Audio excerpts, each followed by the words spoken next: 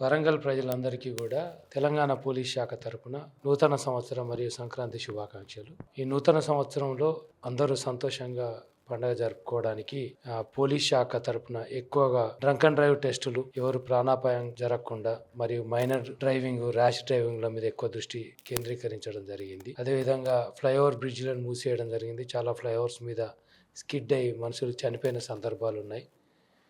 చాలా చోట్ల బ్యారికేడ్స్ పెట్టి రోడ్ల మీద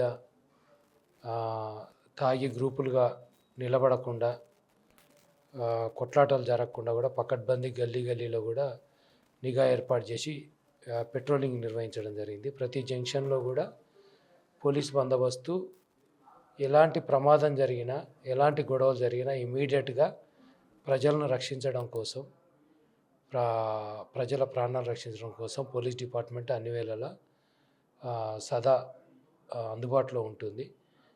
ఈ నూతన సంవత్సరంలో ఎలాంటి ర్యాష్ డ్రైవింగ్ చేయకుండా, తర్వాత ఓపెన్ డ్రింకింగ్స్ అలాంటివి చేయకుండా, విచ్చలవిడిగా బాంబులు పేల్చడం వల్ల మిగతా వాళ్ళకు చాలామంది అనారోగ్యంతో బాధపడుతుంటారు. ప్రమాదాలు కూడా జరిగే అవకాశం ఉంది. మా దగ్గర కూడా ఈ క్రాకర్స్ వల్ల 2 బ్యాగ్ షాపులు కూడా కాలిపోవడం జరిగింది.